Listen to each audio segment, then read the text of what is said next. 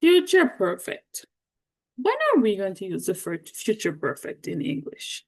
You might have heard, or maybe not, people using by phrases. So, like by this time in the future, okay, by next year, by next week, by Wednesday. They have to have completed something, okay? It's like a time limit in the future. So, yes, the future perfect is going to be used, okay, for a specific time limit in the future that you have to complete an action.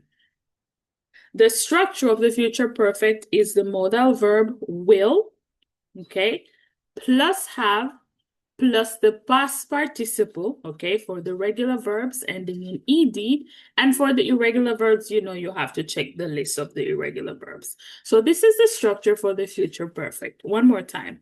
Will plus have, it's always have, it doesn't change, and the past participle. And it's normally used with by, because by is going to indicate, okay, that specific time limit in the future that we have to do something. For example, by next week, I will have finished my novel. So let's say I'm working on a novel right now. I'm writing my novel, I'm writing my book, but by next week, I will have finished my novel. So let's say today is Monday. By next week, Monday, I will have finished my novel. That's what it means, okay? The action that you have to complete before or by a time limit in the future. The next example, by this time next year, so now we're in June. So by next year, June, by the same time, okay, in June next year, I will have become a pilot. I will have become a pilot.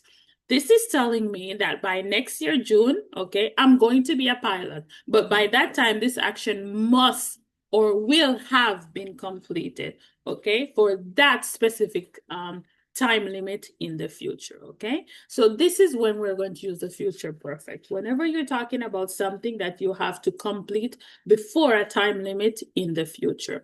One more time, the structure is will plus have. Since will is a modal verb, it's always going to be have, and the past participle will change according to the verb that is being used. If you notice in the examples, finish, it's a regular verb, so we only add ed to the end of the verb. Become, okay, it's an irregular verb, so become, became, become again, so we have to use the past participle of become, which is also become. I will have become a pilot. Perfect. This is when we're going to use the future perfect in English. Very good. We will move on with the next part of the course in a moment.